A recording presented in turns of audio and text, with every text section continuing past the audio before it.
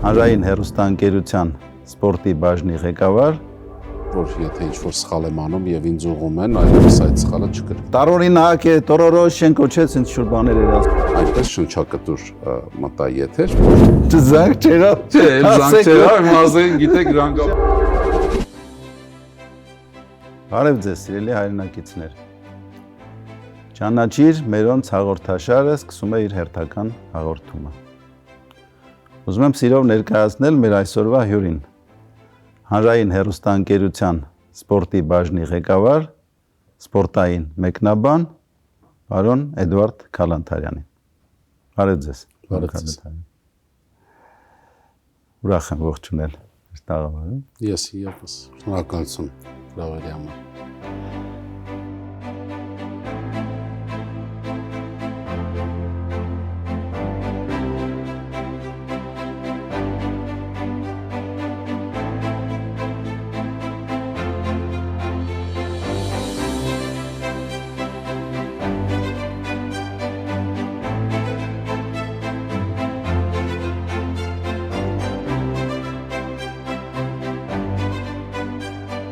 Այ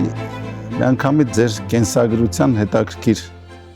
պահից հասկսենք, փաստում է բանակից հետո ավարտած լինելով ֆիզկուլտուրայի ինստիտուտը, միանգամից անցնում եք աշխատանքի որպես սպորտային մեկնաբան, չունենալով որոշակի փորձ, չունենալով ինչ-որ բան։ Միանգամից աշխատանքի անցնել է իհարկե շատ հաճելի կլիներ, բայց այդքան հեշտ չէր ամեն ինչ, ամեն դեպքում այո, համաձայն եմ, որ անսպասելի ուղղությամբ շարունակեցի կյանքս բարեբախտաբար եւ այո պատրաստ չէի, բայց ճիշտ ձեռքերում հայտնվեցի, ինչպես ասում են, ճիշտ ուսուցիչների մոտ եւ Փառք Աստծո, որ ամեն ինչ լավ ստացվեց։ Եվ ովքեր էին ձեր սենսեյները, ուսուցիչները։ Սլավա Սարգսյանը եւ Կարեն Գիլյանը։ Ես հանրային հեռուստաընկերության սպորտի բաժին գնացի նրանց մոտ միանգամից շատ լավ ընդունեցին, ինչը այն տարիների համար այդքան սովորական երևույթ չէր, որովհետև մինչև իմ գալը շատ եմ լսել այդ պատմությունները, որ մրցակցությունը անցնում էր բոլոր թույլատրելի սահմանները, նպատակը արդարացնում է միջոցները։ Այո, բայց ինձ շատ ջերմ ընդունեցին եւ տարան այնքան իրենց հետ, մինչև որ բաց թողեցին ազատ տվեցին եթերի, ասացին, որ կարող ես արդեն ինքնուրույն շարունակել ճանապարհը։ Շատ ճիշտ պահի միջև, հա, իրենց հետ տարան ես չհասցրեցի սխալ ուղղություն ընտրել, որովհետև երիտասարդները հաճախ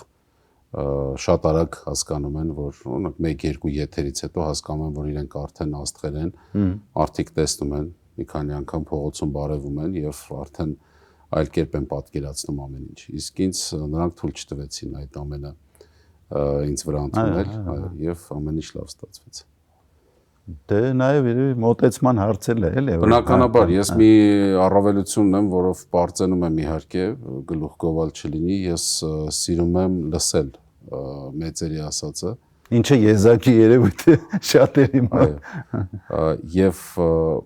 իմ առջև նպատակ էի դրել, որ եթե ինչ-որ սխալ եմ անում եւ ինձ ուղղում են, այլևս այդ սխալը չկրկնել։ Աշխատում էի այդ ուղղությամբ։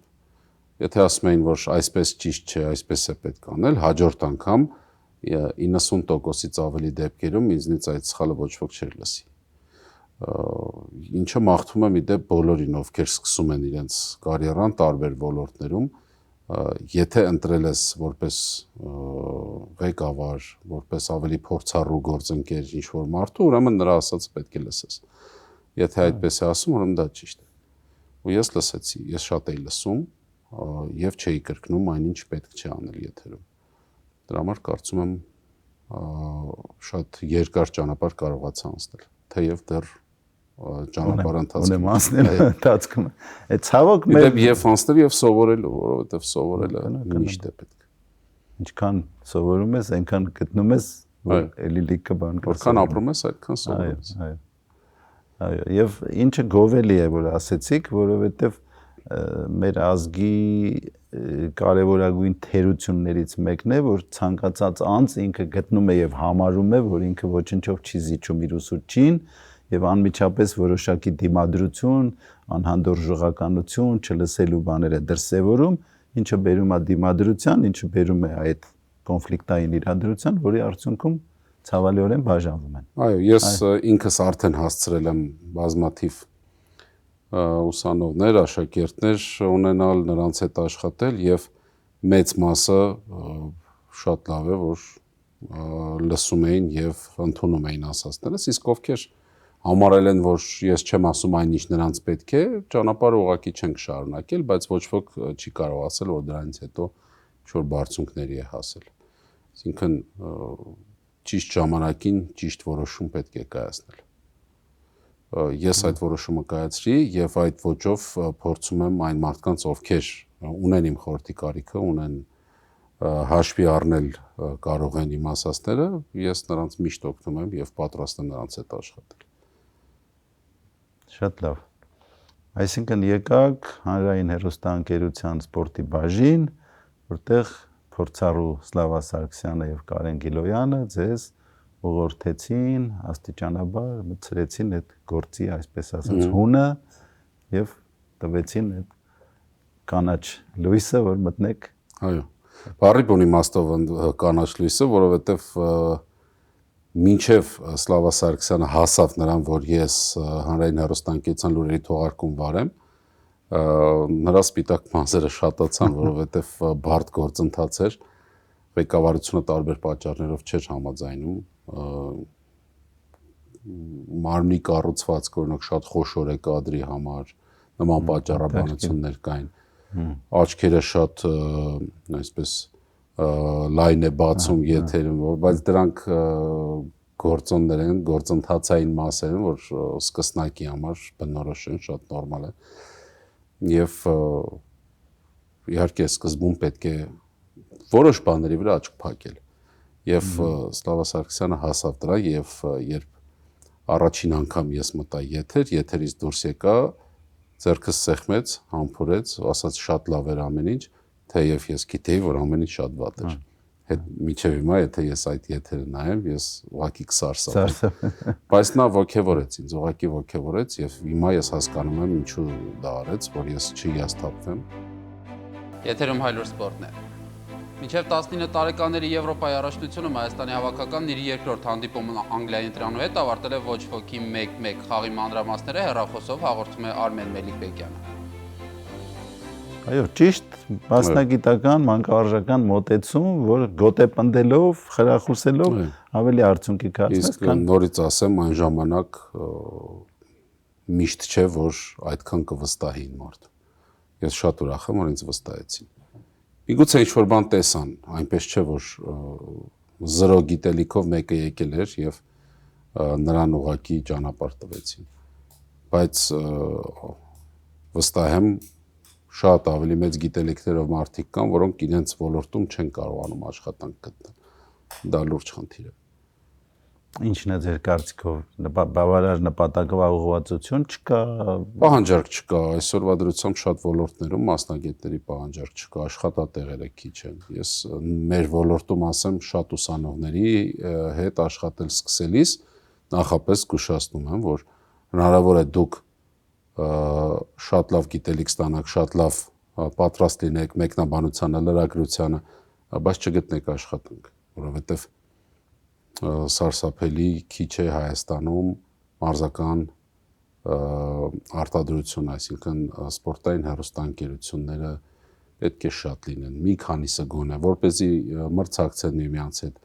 Ուսանողները, որոնք ավարտում են, իսկ պահանջարկ շատ կա, ես գիտեմ, որ լրագրության ֆակուլտետում, թե Պետհամալսարանի, թե ֆիզկուլտուրայի ինստիտուտի շատերն են ընտրում սպորտի ուղղությունը։ Շատ են սիրում այս մասնագիտությունը, բայց ավարտում են եւ հանկարծ հասկանում են, որ աշխատանք գտնելը բարդ է։ Դրա համար դաշտը որքան մեծ լինի, այնքան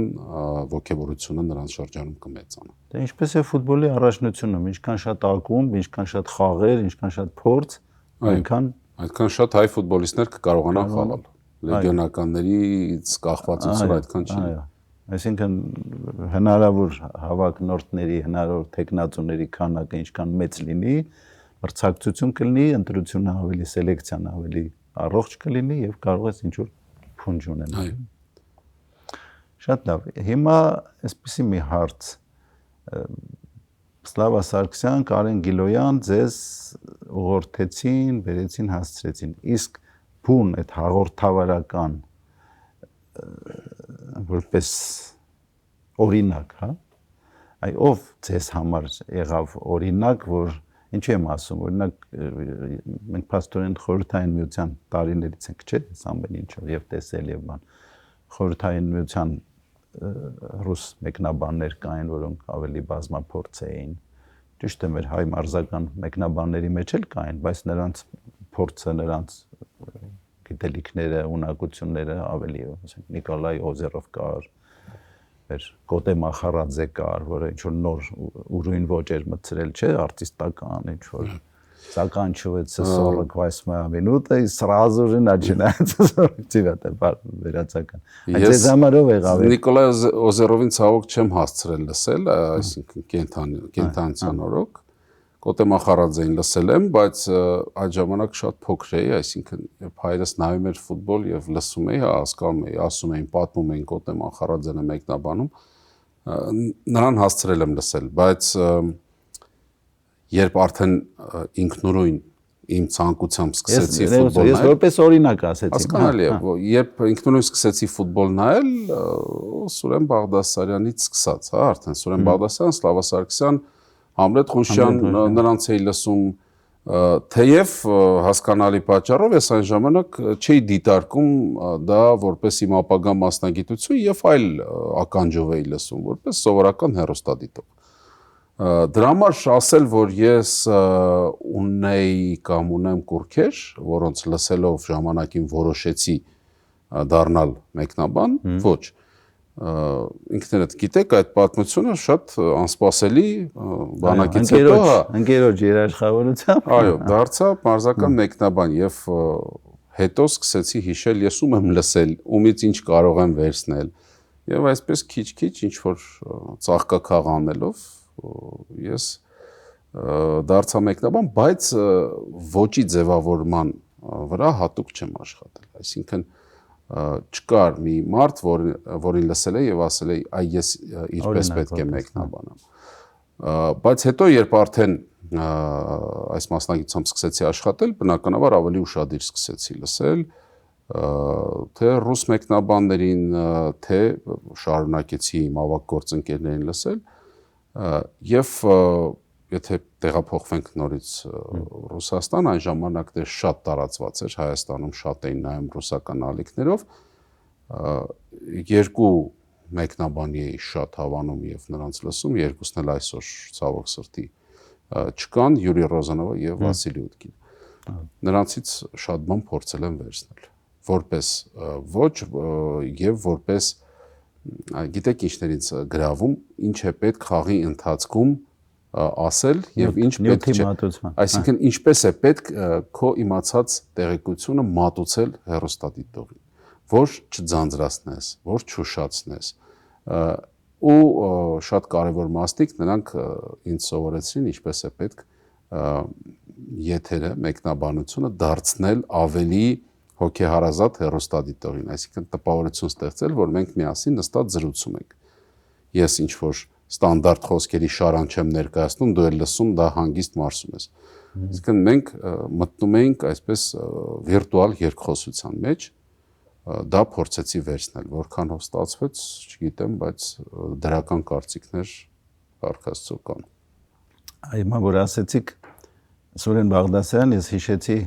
իր ոճով այդ հաղորդումները տարօրինակ է, Տորորոշենկո չէ, ինչ որ բաներ էր ասում, ազգանուններ, բասկետբոլ էր վարում, ֆուտբոլ էր վարում, ինչ որ որոշակի բուրըն, այնց էներգետիկ բան կար, ակտիվություն։ Այ ձեզ հետ շփվելով եւ ձեր մեկնաբանությամբ հաղորդումները, խաղերը դիտելով եւ կյանքում ձեզ հետ շփվելով, ինչ որ հանգստություն է գալիս, ինչ որ հանգստություն է բերում։ Այդ մեկնաբանի համար անհրաժեշտ այդ կրակը, այդ բանը չկա, բոցը չկա, էլի, այ ոնց է կարողանում այդ հանդարտության մեջ մատուցել, որ նաեւ այդ ինչ է։ Ես դա դարձրի արդեն սովորական երևույթ ինձ համար, երբ որոշակի փորձ ձեռք բերեցի, իսկ հասա դրան նորից Սլավա Սարգսյանի շնորհիվ։ որովհետև իմ առաջին եթերները միայն իր հետ էի վարում, միայնակ եթեր թույլ չէին տալիս, եւ երբ խաղի ժամանակ հանկարծ այդպես ոգևորվում էի եւ չափը պետք է անցնի, ձեռքը դնում էր ուսիս, անգիստ, մի գնա, մի ոգևորվի, ու այդպես բազմաթիվ դեպքեր, այո, նա ինձ ցույց տվեց, որն է սահմանագիծը, որը պետք չէ անցնել։ Իհարկե չես կարող, երբ Հայաստանի հավաքականն է խաղում, հայկական թիմ է խաղում նոտար երկրաթիմի հետ, գոլ խփելու ժամանակ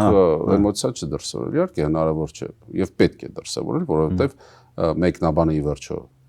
եւս բացի Մարտինովից հայ է եւ նա եւս ուրախ է ազգային է։ Այո, դրա համար այդ ոգևորությունը ճիշտ պահին արտահայտիր, բայց մնացած ժամանակահատվածում հնչյունային ռեժիսորները լավ գիտեն, կա սանդղակ, չէ, ձայնի, որ ցույց է տալիս, ինչպես է տատանվում քո ձայնը։ Շատ հանգիստ կարելի է եթերից հետո նայել եւ հասկանալ որքան է տատանվել։ Եթե այդ նորմայի գծին հավասար ես գնում հիմնականում, ուրեմն ամեն ինչ ճիշտ է։ Եվ փորձեցի դա պրոյեկտել արդեն մեկնաբանության մեջ եւ շատ ցածր ու դանդաղ չլինել եւ շատ բարձր ու արագ չլինել։ Այսինքն գտակ այդ անհրաժեշտ տոնայնությունը, որը ի վերջո կարծում եմ, որ միայն բղավելու մեջ չէ գաղտնիքը, եթերի պետք է հանգիստ մատուցել եւ ինչպես քիչ առաջ ասացի, զրուցել հեռուստադիտողի հետ։ Դե Սլավա Սարգսյանն էլ այդքան տենց բան չունի, այդ էներգետիկ այդ բանը չունի, ինքն էլ էլի հանգիստ, նա եւս հանգիստ ոչի մեկնաբան։ Լավ, մի քիչ խոսենք մեր ֆուտբոլից երևի, հա։ Խոսենք։ Ոնց պատտվում ես, ոնց գալիս ես մեր ֆուտբոլին հնարավոր չի անդրադառնալ։ Այ ինչ որ պահ կար, որ վերելք եղավ, հա, սկսած Պորտերֆիլդի գալով, հա, ինչ որ պահ լավ վերելք էր, որտեղ ես հիշում եմ ու գնահատել եմ այդ պահը, որ հայ ֆուտբոլիստները կենտրոնում սահանկում անելով գնդակ էին խլում, այդ պատկատ ասածը սահանկում անելը, որը ցույց էր տալիս, որ արդեն այդ մարդը կարողացել է այդ նվիրվածություն տնել, պայքարելու այդ ոգին բան անել, որից հետո ցավոք ինքը շուտ հեռացավ, շատ ցավով եմ ասում, հետո եկավ Մինասյանը, չէ՞։ Հետո ինչ որ պահ էլի լավ խաղեր ունեցանք, այդ 4-0-ներ, 5-0-ներ Սլովակիա, Դանիա եւ այլն, էլի վերելքեր, էլի լավ բաներ։ Քիչ էր մնում, որ անցումային փուլում անցնեինք։ Հետո ինչ որ պահ էլի կարճ ոգևորություն, Կապարոս, մեր ուկրաինացի բարեկամը Պետրակով, էլի վերելք անկում եւ այլն։ Հիմա ոնց որ թե նոր սպասելիք կա։ Այ ոնց եք տեսնում մեր հայկական ֆուտբոլի վիճակը, որպես այդ գործին մոտ կանգնած։ Եթե այսօրվա ֆուտբոլի վիճակի մասին ենք խոսում, տեսեք, ես միշտ կողմնակից եմ եղել գնահատել իրավիճակը այնպիսին, ինչպիսին կա։ Եթե այդ պահին մեր հավաքականը գտնում են պատրաստ չէ պայքարելու ինչ-որ բանի համար, աշխարհի կամ Եվրոպայի ռուսցան եզրափակիչ փուլ դուրս գալու համար, ուրեմն պետք չէ մեր թիմից դա պահանջել եւ դրանում ոչ մի ամոթ բան չկա, եթե դու ասում ես, որ եկեք սառը գլխով նայենք, մեր հավաքականը այսօր չի կարող հաղթել օրինակ այսինչ թիմին եւ չի կարող դուրս գալ Եվրոպայի ռուսցան եզրափակիչ փուլ, դա ոչ թե խոսում ես հայկական ֆուտբոլի դեմ, դա ճշգրիտ իրականություն ես գնահատում եւ դրանում ոչ մի վատ ու ամոթ բան ես կարծում եմ չկա։ Իրականում անկախությունից հետո մենք խոշոր մրցաշարի եզրափակիչ փուլ դուրս գալու մոտ ենք եղել մեկ անգամ 2012 թվականի Եվրոպայի առաջացան ձեր նշած ժամանակաշրջանը, երբ Վարդան Մինասյանը գլխավորում էր հավաքականը ու այստեղ շատ բան գումարվեց, շատ բան միավորվեց, որպեսզի մենք դրան մոտենանք, թե փայլուն սերունդ, թե շատ լավ մարզիչ, որը կարողացավ նրանց հետ ճիշտ աշխատել, եւ թե իհարկե ազգի համախմբումը հավաքականի շուրջ, որը ինքնստինքյան է ստացվում, այսինքն հավաքականը երբ լավ է խաղում, այդ համախմբումը միշտ լինելու է, երբ վատ է խաղում, այդ նույն ոգևորվողները, որ բղավում են, մենք պատրաստ ենք կարող ենք գնալ, հանկարծ սկսում են մեզ համարել ամենաթույլ թիմերից մեկը աշխարհում։ Երկրպագուներին երբեք չես կարող գոհացնել, այսինքն խաղաս լավ կողքիդ են, խաղաս վատ փնովելու են։ Դա միշտ կա։ Բացառությամբ իհարկե որոշ այդ առումով, չմոռանանք ձեր խոսքը, այդ առումով ես կարծում եմ, որ ցավողներ են այդ երկրպագուները, ռուսերեն ասում են բալելշիկ, չէ՞, այսինքն իրենք ցավողներ են, այսինքն եթե դու ցավում ես քո ազգային թիմին, քո քաղաքի թիմին, քո հանրապետության թիմին, դու ոչ թե պիտի նստես ու մտածես ինչ որ որոշակի դիտողություններ կամ պատճառներ, որ սկսես քննադատել, այլ դու պիտի փորձես հնարավորինս քո ուժերի ներածին չափով իրեն ողջևորել, այդ մարզադաշտում քո մի ողջևորված կոչը, հա, կլիչը ոնց են ասում, ձայնային ողջևորվածությունը, համախմբված ծափահարությունները, բանը ոչ քննադատաբար մոտեցումը կարող է բերել վերելքի, որ այն չեղած տեղն էլ այդ մարդը կփորձի իր ուժերի ներածից մի բան էլ ավել տալ եւ դաշտում եւ դաշտից դուրս, որպեսզի ինքը ամեն ինչ անի, որ բաստի դրա։ Դեք օրինակով, հա, ասեմ, եվրոպական որոշ առաջատար երկրներում ցածր, բավականին ցածր լիգաներում կան թիմեր, որոնք ամեն խաղին ունենում են լեփ-լեցուն ստադիոն։ Այո, ոչ այդքան մեծ ստադիոններ, բայց այդ թվում հանրապետական ստադիոնի չափ ստադիոններ ունենում են։ Եվ բոլոր խաղերին լեփ-լեցուն են։ Իհարկե այդ երկրպագուները հիմա չեն մտածում, որ իրենց թիմը քայլ առ քայլ կգնա առաջիկա 4-5 տարում կհաղթի Չեմպիոնների լիգայի խաղարկություն։ Ուրեմն ինչ չի երկրպագեն, չգնան իրենց սիրելի թիմի խաղին։ Իրենք համարում են դա իրենց թիմը, իրենց քաղաքի, իրենց թաղամասի թիմը եւ ի սրտե երկրպագում են սերնդե-սերունդ։ Ինչը տալիս է նաեւ երկրպագուները գնում են։ Իսկ մենք ինչ է միանգամից ուզում ենք, որ մեր հավաքականը, որը դեռ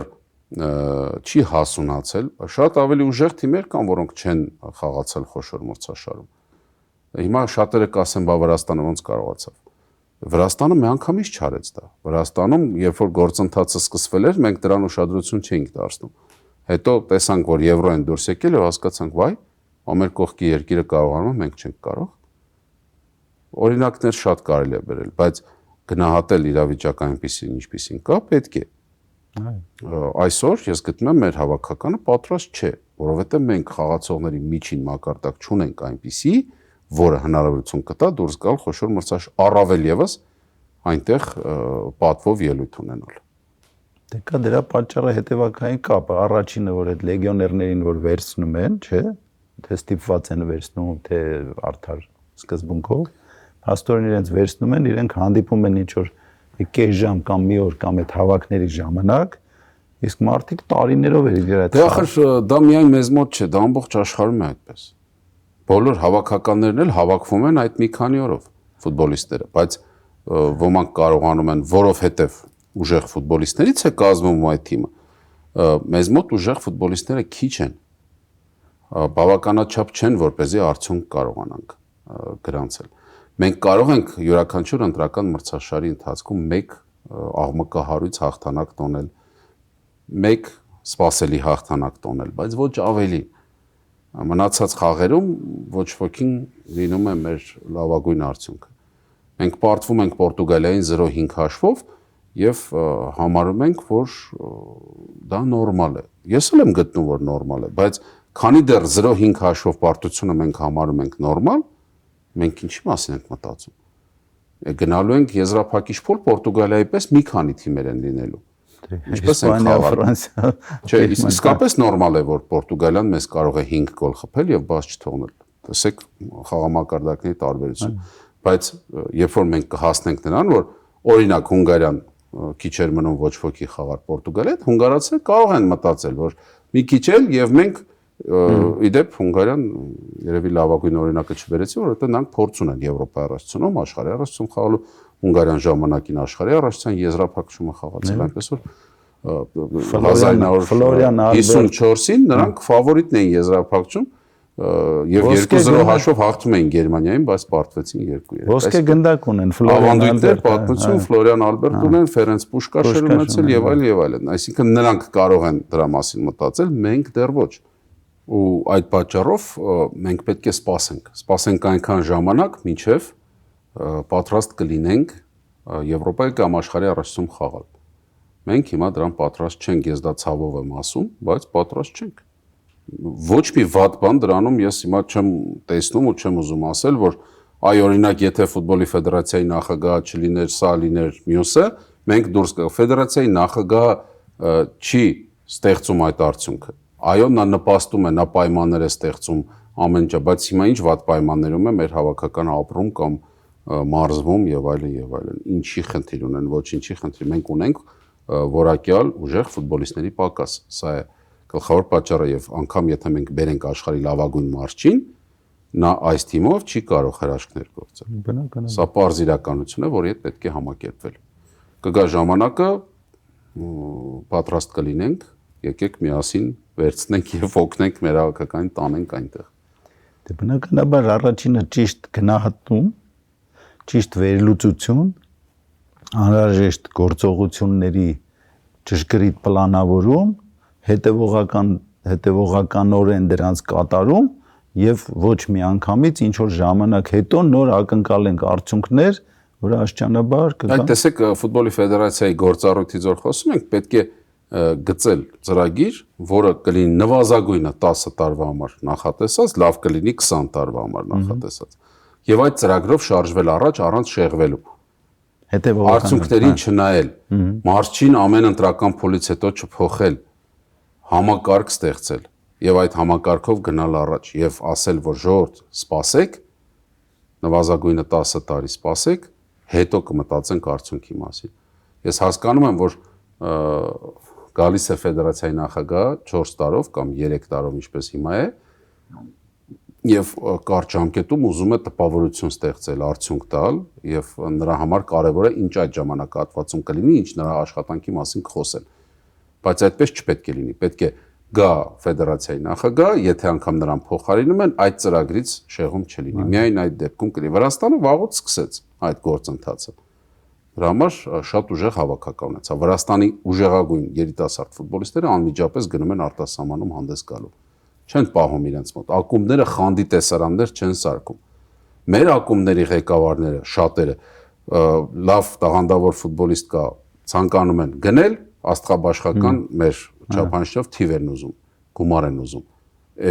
Արտասահմանյան ակումբն էլ ասում է հաջողություն։ Դրանից վատ իմաստով չեմ ասում,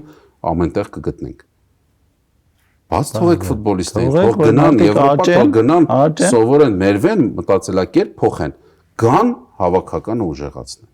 Բայց դա կլինի մի քանի տարի հետո իրանց գնալուց։ Մի սպասեք, որ նա հիմա գնաց եւ վերջ, ուրեմն չգիտեմ, ինչ որ ակումբի խաղացող է, ուրեմն հրաշքներ պետք է գործի։ Այս սրա մեջ է գաղտնի։ Այսինքն պետք է օգտագործել այդ արդեն ուրիշ զարգացած երկրների փորձը ֆուտբոլային։ Իհարկե, եթե հիմա Անգլիայի հավաքականը պատրաստվում է խաղի, գալիս են աշխարհի առաջատար ակումբների խաղացողներ,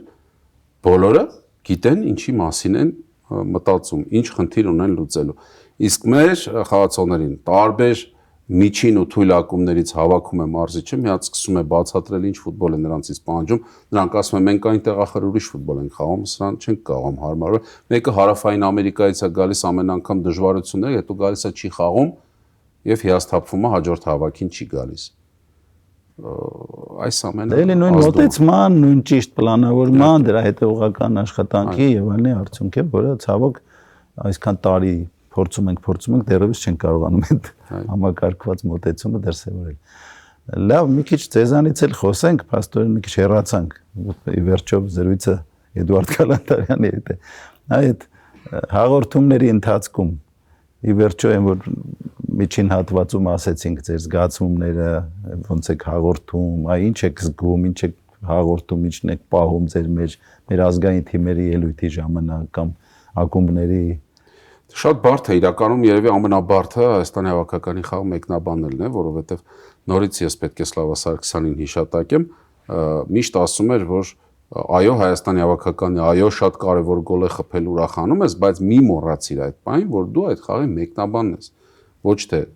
սովորական երկրպագու։ Երբ բոլորը բղավում ուրախանում են, դու պետք է խոսես եւ նրանք պետք է այդ մեկնաբանությունը լսեն, ինչպես եղավ այդ գոլը, ինչ նշանակություն ունեցավ։ Համ պետք է ուրախանաս, զուգահեռ կարողանաս ներկայացնել իրավիճակը։ Դրա համար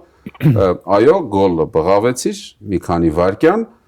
եւ շարունակեցիր քո աշխատանքը։ Եվ մի մոռացիր, որ դու մեկնաբան ես։ Այո։ Իհարկե հպարտության մեծ զգացում ես ունենում այդ բանը։ Դա չի կարող չլինել, եթե հայրենասեր ես, այլ կերպ չի կարող լինել։ Բայց զուգահեռ իհարկե պետք չէ մոռանալ, որ դու այդ պահին աշխատում ես։ Դա քո աշխատանքն է։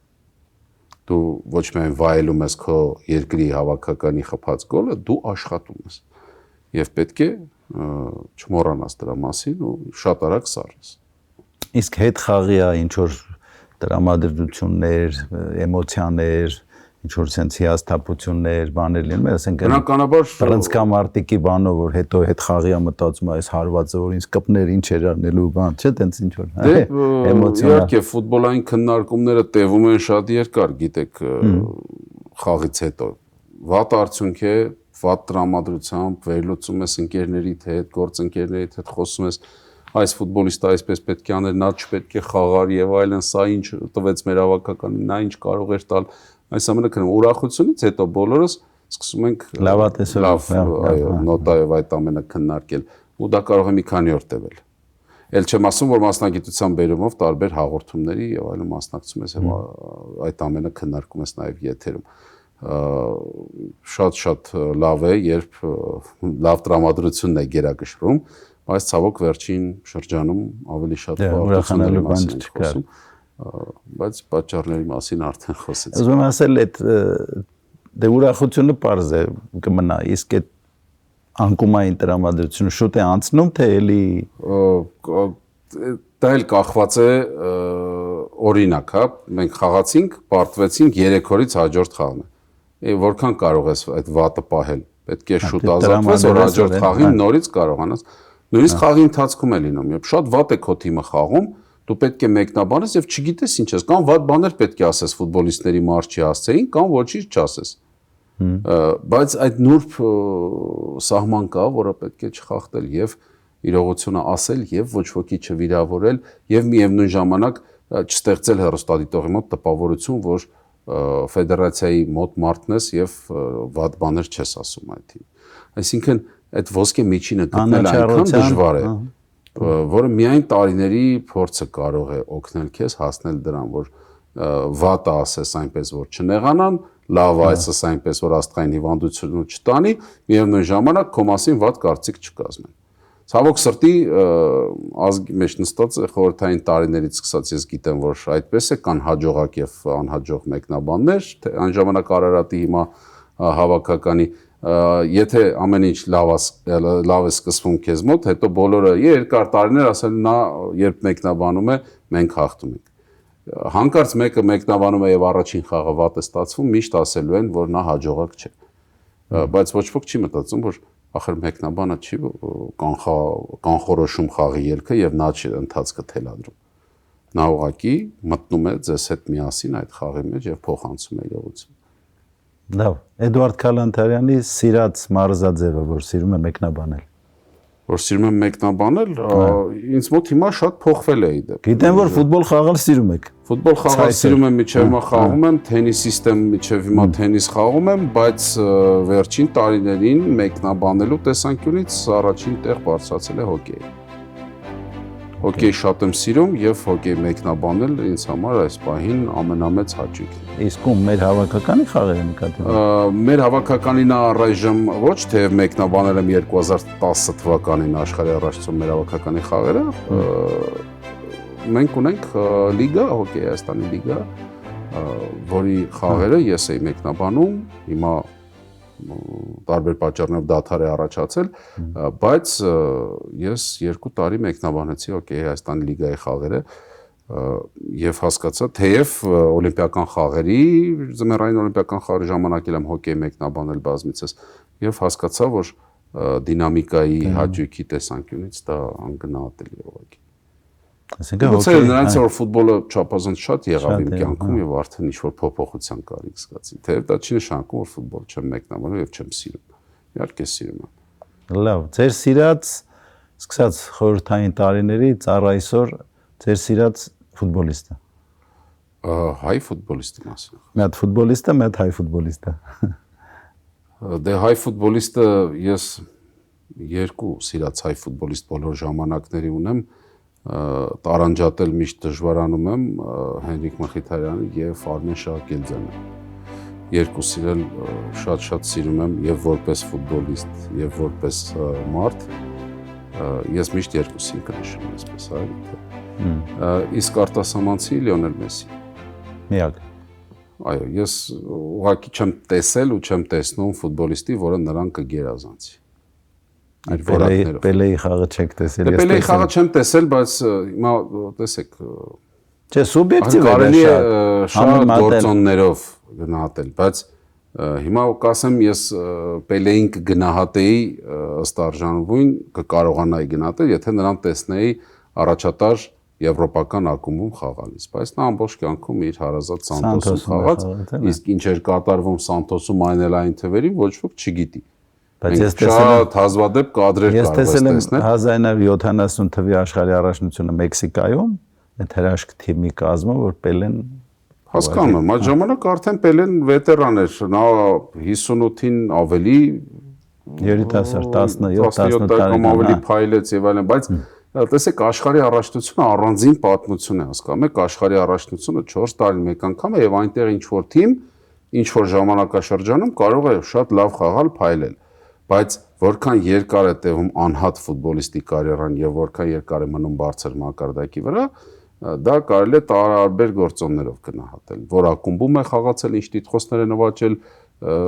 ոսկե գնդակ թողնեմ մի կողմ, որովհետեւ դա առանձին քննարկելու թեմա երկար կարող է լինել, բայց այդ ամենի գումարով միայն կարելի է Մեսսին ինձ համար բոլոր լեգենդար ֆուտբոլիստների որակներն ունի, այսինքն Պելեից էլ ունի, Մարադոնայից էլ ունի, Կրույֆից էլ ունի դաշտ տեսնելու եւ կառուցելու տեսակետը։ Դե գլխով խաղնել հիմա մի քիչ ֆիզիկական, թեև շատ կարեւոր ու հանրահայտ գոլ նաեւ գլխով ունի խփած։ Դե։ Չեմպիոնների լիգայի եզրափակիչ։ Լավ, Մարզիչը եւ դե սկսեմ Արտասահմանյանից Խոսեփ Գվարդիոլա կասեմ, որովհետեւ նրա ֆուտբոլը իմ սիրած թիմում ձևավորվեց որպես մարզչի եւ ես Գվարդիոլայի խաղն եմ տեսել այն ժամանակ, էր զգացվում, որ արդեն լավ մարզիչ կլինի ու այնիշ նա Բարսելոնայի հետ արեց ու շարունակեց Բավարիայով, Մանչեսթեր Սիթիով, ինձ համար ամենագրավիչ ֆուտբոլն է, դրանք գումարած, որ այդքան բան նվաճեց։ Հայ մարզիչ, այսա հետաքրքիր բան եք ասում, իհարկե շատ կուզեի ասել Նիկիտա Սիմոնյանի անունը, բայց քանի որ ես չեմ տեսել ինքս, բայց շատ բաներ եմ լսել։ Եկեք երևի, այսպես ասեմ, Նիկիտա Սիմոնյանին մտապահելով, բայց այնինչ ես տեսել եմ ու այնինչ գնահատում եմ իմ տեսածով, լավագույնը Վարդան Մինասյանն է։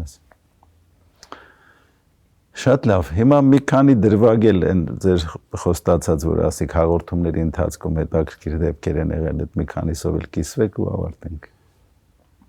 Եթե գնամ իմ կարիերայի սկիզբ, ակունքներ,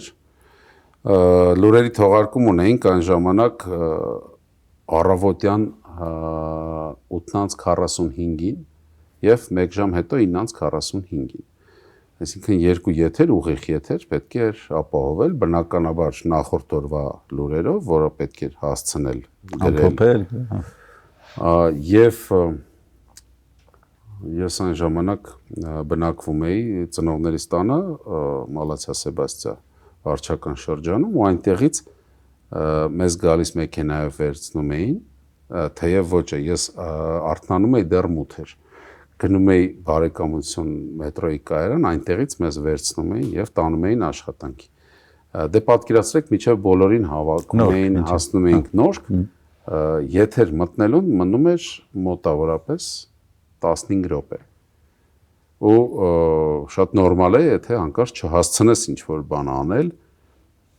ու միջև ես լուրերը համախմբեցի երեկվանից հետո։ Այն ժամանակ էլ այս համակարգչային տեխնիկան դեռ նոր էր, այս ժամանակակից հնարավորությունները չկային, ես հիմա լիներ կարող էի բջջային հեռախոսով ճանապարհից այդ հարցերը լուծել։ Այն ժամանակ պետք է հասնեիր, դա աներ, փոխանցեիր այդ հուշարարի աշխատակցին, որը դա տեղադրեր համակարգչին, որ դու կարդայիր։ ու պատկերացեք մի օր այնքան ցայտնոտի մեջ այդ ամենը եղավ դիմահարդարումը մի կերպ ինչ որ եւ ես այնպես շնչակտուր մտա եթեր որ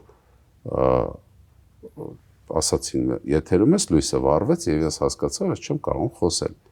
ուղղակի շնչակտուր եմ լինում շունչս չի բաղական շնչելու զուգահեռ ինչ որ բառեր էի հարտահայտում բայց դա տեքստի որևէ կապ չուներ մարդիկ ուղղակի չէին հասկանում ինչ է կատարվում եւ դրանից հետո գիտեք ինչ զգացողություն էր քեզ թվում էր որ ամբողջ աշխարհը հիմա քեզ տեսավ եւ ծիծաղում թեև հասկանում ես որ հիմա եմ հասկանում որ դա այդքան մեծ պատասխանատվության զգացում առաջին այդ եթերային կուրիոզս դա է որ հիշում եմ եւս երկու անգամ ավելի հասուն տարեկան միջին հատվածում եւ վերջերս եղավ նմանատիպ իրավիճակ սա իմ առասարակ սիրած պատմությունն է ամենտեղ պատմում եմ երևի հիմա բոլորը անգիր գիտեն բայց ես եւս մեկ անգամ կպատմեմ Հայ TV հեռուստաընկերությամբ մեկնաբանում էի Ֆրանսիայի առաջացան հանդիպումները հանրային հեռուստաընկերությունում աշխատելուն զուգահեռ այնտեղ Ֆրանսիայի առաջացան խաղերը մեկնաբանում էի եւ գաղտնիք չէ որ այն ժամանակ Ֆրանսիայի առաջացում շատ հանդիպումներ տխուր էին անցնում